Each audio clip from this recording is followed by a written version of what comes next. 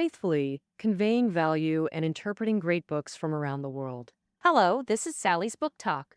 Today, we're interpreting the book, The Scene of Euthanasia, a Japanese journalist's investigative record on euthanasia. This man, Yoichi Miyashita, has lived abroad for many years. One day, his Spanish nurse girlfriend said earnestly, "If I got terminal cancer, I'd choose euthanasia without hesitation. I consider that a dignified death." Then she asked Miyashita, "What would you do?" This question completely stumped him. In his homeland Japan, cultural norms make this topic rarely discussed. But in Western countries, calls for legalizing euthanasia have grown louder recently. Discussions about the ethics of euthanasia have also become increasingly active.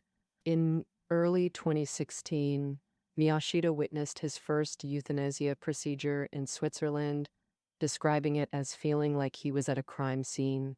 Miyashita, filled with fear of death, fundamentally couldn't understand these patients' mindset. So with skepticism toward euthanasia, he interviewed patients, their families and friends to explore their true feelings. He also interviewed doctors who assist euthanasia, documenting their internal conflicts. Over 2 years across 6 countries, Miyashita gradually came to understand euthanasia through interviews, yet remained deeply conflicted. How should people truly face their final days? This 140,000 character book reconstructs real euthanasia scenarios in Europe, America, Japan, and elsewhere. It examines euthanasia controversies through lenses of personal rights, bereaved families, and medical practitioners. After publication, it won Kodansha's Nonfiction Award, Japan's largest publisher. Now I'll present euthanasia's stories and debates in 2 parts. First, how did euthanasia become legal in some nations and how is it implemented? Second, what are the core controversies? Starting with part 1, how different countries legally define and regulate euthanasia. This book defines euthanasia as any medically assisted death occurring before natural death would. Boston remains. This concept isn't new in the West. As far back as ancient Greece, scholars like Pythagoras saw voluntary euthanasia for the elderly and infirm as reasonable. But the rise of Catholicism led many to oppose euthanasia. Catholics believe human life is God-given, and only God should decide death. In the 15th century, humanist thought emerged in Europe. Thinkers, grounded in natural rights philosophy, argued against voluntarily ending one's life or promoting euthanasia. By the 1930s, Nazi Germany killed 200,000 disabled people under eugenics ideology. This event, called the Euthanasia Program, made most nations avoid discussing euthanasia for decades. In 1971, the Postma case in Netherlands began pushing euthanasia toward legalization in some countries. Postma was a female doctor. Her mother suffered terribly from cerebral hemorrhage and wished to end her life early. At her mother's request, Postma administered a lethal morphine dose, then turned herself in. Charged with consensual homicide, Postma gained widespread Dutch sympathy. People felt her actions aligned with ethical compassion and deserved legal understanding. In 1973, the court convicted her of murder, but sentenced only to 1 week suspended jail time. This suspended sentence became a catalyst for euthanasia legalization. Now, that same year, Netherlands founded the Voluntary Euthanasia Society, launching a decades-long legal reform movement. Facing conservative opposition, the movement took 28 years to succeed. The Dutch government first eased euthanasia practices, then passed the Termination of Life on Request Act in 2001. As the world's first euthanasia law, it covered patients aged 12 and above. Patients meeting 4 criteria could apply. First, voluntary consent. Second, unbearable suffering without cure prospects. Third, full medical disclosure by doctors. Fourth, joint patient-doctor conclusion of no alternatives. Post-law, Dutch euthanasia cases rose yearly, with Wilhelmina being one example. In 2012, 66-year-old Will developed an extremely painful tumor near his left jaw, requiring morphine injections and chest patches, with severe breathing difficulties at times. In early March that year, Will considered euthanasia, and visited his family doctor with his wife. In the Netherlands, euthanasia applicants must first have their family doctor verify they meet the 4 legal criteria and obtain approval. But that's a deep. Then, an independent physician verifies the process before the family doctor issues the euthanasia approval report. Will soon received approval and scheduled the euthanasia date with his doctor. On March 27, 2012, Will hosted loved ones at home, a warm gathering where all toasted him with champagne. At 3 p.m., euthanasia time arrived. Will lit his favorite hand-rolled cigarette. Having quit since diagnosis, he deeply inhaled with profound satisfaction. After extinguishing it, he bid farewell to everyone. "Well, I'm off to die in bed now. Y'all enjoy the party." 8 loved ones and the doctor followed Will to the bedroom, tension thick in the silence. Dutch patients choose between injection or medication for euthanasia. Injection by the family doctor is called active euthanasia. Self-administered medication provided by doctors is termed assisted suicide. Assisted suicide often involves longer suffering than active euthanasia. Some choose assisted suicide to take personal responsibility, avoiding burdening doctors. Will chose injection, quipping he didn't want to linger and ruin the party. After 2 injections for breathing and sleep, Will drowsily closed his eyes, awaiting death. As the 3rd injection approached, the doctor trembled and wept, his first euthanasia procedure. Having expressed nervousness throughout, the doctor hesitated until Will's wife, Melike, urged through tears, "Doctor, please let him go. I'm ready." The doctor nodded and administered the final injection. 10 minutes later, the doctor confirmed Will's heart had stopped. After euthanasia, doctors must submit a report. This report goes to regional review committees. These committees comprise 9 members: jurists, doctors, and bioethicists. They meticulously review each case. Any irregularities turn it into a criminal investigation. Since the law passed, no Dutch euthanasia case has faced criminal charges. As of 2021, euthanasia is legal in Switzerland, Netherlands, Belgium, Luxembourg, Colombia, Canada, New Zealand, Spain, plus Victoria, Australia, and 9 U.S. states including Oregon. Common standards include voluntary consent and unbearable suffering across these regions. But differences exist. Switzerland prohibits active euthanasia. However, its penal code exempts doctors from prosecution for non-selfish assisted suicide. Essentially, Switzerland permits assisted suicide. Assisted suicide requires institutional protocols and pre-registration to ensure voluntariness. For instance, Netherlands and Belgium allow euthanasia for mental suffering, while the U.S. requires terminal diagnosis with less than 6 months prognosis. The U.S. imposes strictest criteria. Patients must be adults with under 6 months to live. Euthanasia cases rise annually where legalized. Per Dutch reports, 6,991 euthanasia cases in 2016, 67.9% cancer patients, 86.0% over age 60. Most documented cases involve terminal illness or irreversible loss of autonomy. The author also observed that people who choose euthanasia often experience moments that shake their views on life and death. The first euthanasia patient he interviewed, Doris, witnessed her husband succumb to lung cancer. Doris, 81, had cancer that spread throughout her body. Choking up, she told the author her husband suffered for 6 weeks before death, and she didn't want to live painfully like him, but wished to die happily. The Swiss doctor who assisted Doris, Prelico, became an expert in assisted suicide after witnessing his father's failed suicide attempt. In 2005, when he was 48, his father had a second stroke and became bedridden and couldn't speak. One morning, he saw his father swallow all his pills in bed, attempting suicide. Although his father survived, Prelico faced a dilemma. As a doctor and daughter, she felt she should keep him alive, but seeing his pain, she questioned if enduring such suffering was necessary for survival. Ultimately, Prelico decided to honor her father's wishes. In May 2005, his 82-year-old father took lethal medication with Prelico and a doctor present. Before dying, his father sipped his favorite red wine. After crying unresolved, crying uncontrollably that day, Prelico couldn't accept his father's death for a long time. He said, "I was filled with unease, but when I felt he departed happily, I wondered, if families understand, is assisted suicide really wrong?" From then on, Prelico embarked on helping others die. In 2011, he founded an assisted suicide organization called Life Circle. Over the next 4 years, he helped 150 patients die as they wished. However, Prelico's approach wasn't widely understood even in Switzerland. Neighbors complained about weekly deaths nearby. Opponents often accuse him of promoting suicide, and Prelico inevitably feels troubled.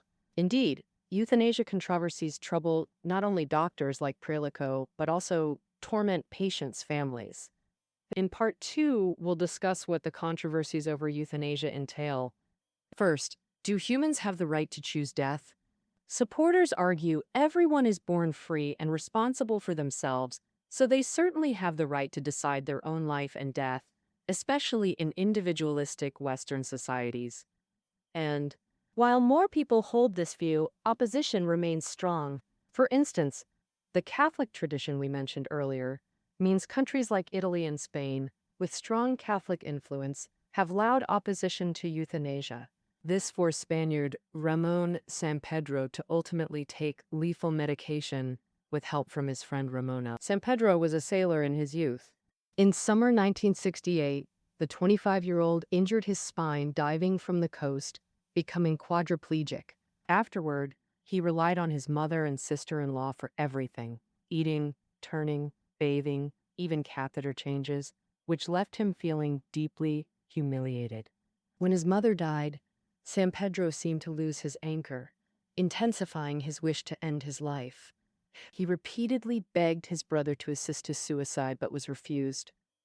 His brother furiously called him a bastard, insisting he'd never do such a thing and that living was non-negotiable. In 1993, 50-year-old Sampedro sued the Spanish government for permission to receive assisted suicide. He also appealed to the European Court of Human Rights but failed.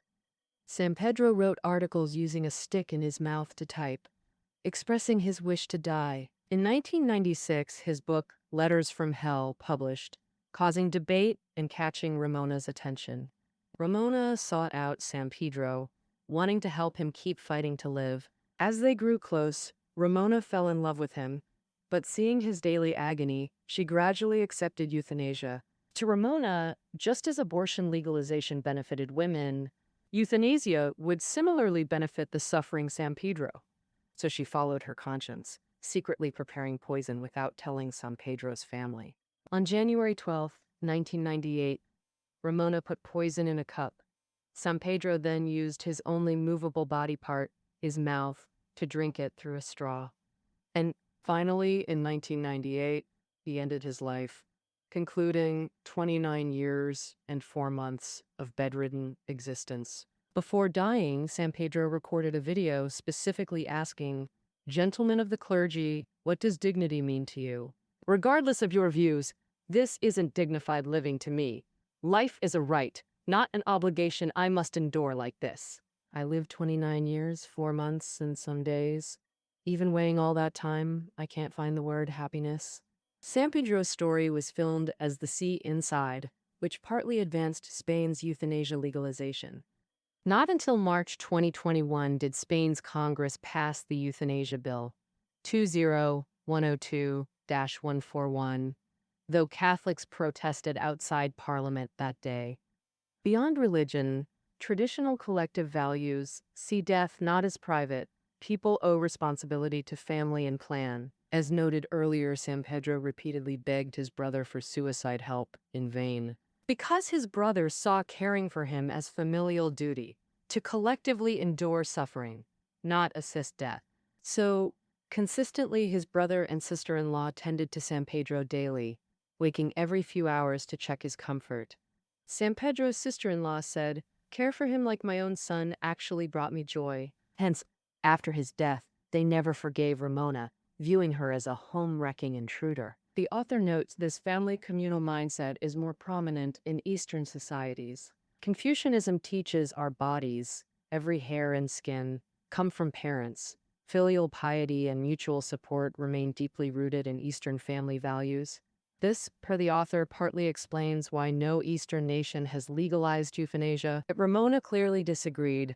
Her carefulness during the assisted suicide led to acquittal for insufficient evidence. She resumed normal life, but faced vandalized cars and cut power lines at home. But she told the author that if you truly love someone, helping them achieve happiness is the greatest act of love. When the author suggested her actions might cause permanent pain to San Pedro's family, Ramona casually replied, "Isn't that just family selfishness?" Actually, regardless of cultural background, choosing death or supporting euthanasia is never easy. Will's wife, Naleki, mentioned earlier, was a nurse who'd witnessed many deaths and supported his decision from the start. The night before Will's euthanasia, they stayed awake talking all night. Naleki confessed to the author. She said, "I was terrified. I tried to smile but feared if I stopped talking, he'd slip away. So I watched him all night." Recalling the euthanasia process to the author, Ramona's eyes went hollow. The poison took 30 minutes to work. Unable to watch her lover struggle, Ramona fled to the bathroom, curled on the toilet, covering her ears. It was horrific, absolutely horrific. She told the author, "Had I known that death, perhaps I wouldn't have agreed." Yet she never regretted assisting San Pedro. Even many euthanasia patients avoid terms like euthanasia or assisted suicide. The book cites Brittany Maynard's example, an American woman, at 29, diagnosed with glioblastoma, the most aggressive brain tumor. Her condition worsened. Ineffective treatments, 6-month prognosis, 30-minute seizures, bitten tongue, narrowing vision. Brittany wanted to depart, surrounded by loved ones, not end tragically. In media interviews, she repeatedly stated, "There isn't a suicidal cell in my body. I want to live. It's the cancer ending my life." In November 2014, she chose euthanasia, announcing it beforehand on social media. In U.S. jurisdictions where legal, euthanasia is termed death with dignity. Assisted suicide misleads by emphasizing patient agency, while euthanasia evokes Nazi associations. While the debate over humans' right to choose death remains relatively abstract, the next controversy is more concrete. That is, how to determine when patients experience unbearable suffering with no hope of cure. Many doctors interviewed noted that unbearable suffering is subjective, lacking measurement tools or clear objective standards. If so, couldn't this lead to euthanasia abuse? Practice shows that since the Netherlands' pioneering law, eligible groups for euthanasia have gradually expanded. Countries like the Netherlands and Belgium now permit euthanasia for mental illness and dementia patients. But how to verify their suffering is truly unbearable and their choice truly voluntary? Dutchman Sip's euthanasia approval for dementia caused public uproar. When euthanized at 79, Sip's mother also had dementia.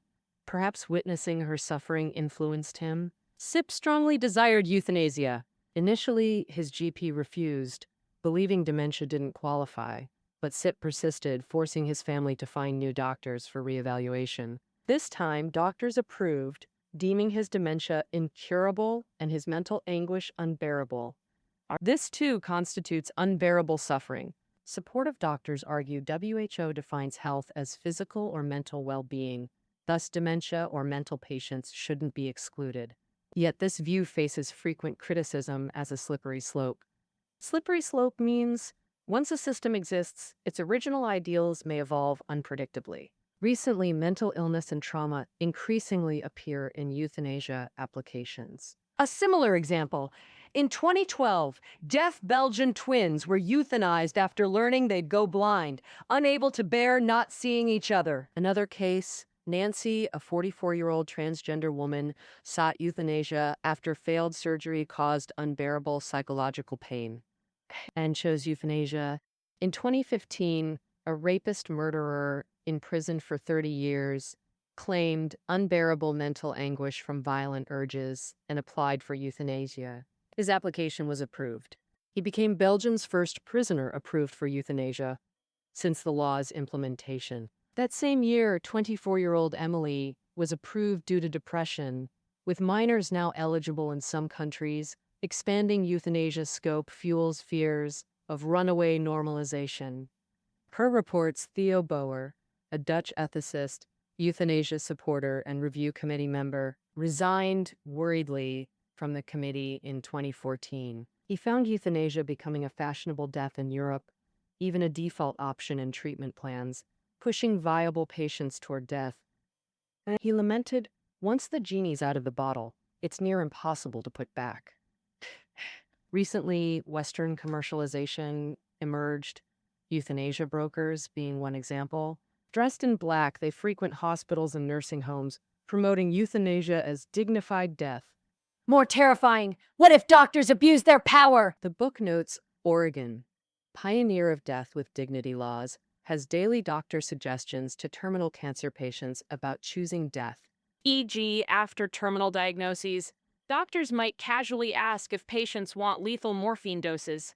Many patients interpret this as euthanasia hints, yet such conduct is notoriously hard to regulate. Prelico revealed to the author that in loosely regulated Swiss areas, doctors routinely steer patients toward active euthanasia.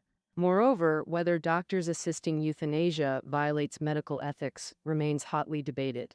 Supporters argue euthanasia aligns with modern medicine's goal, not just sustaining life, but ensuring quality of existence. This view contends that prolonging incurable patient suffering is unethical.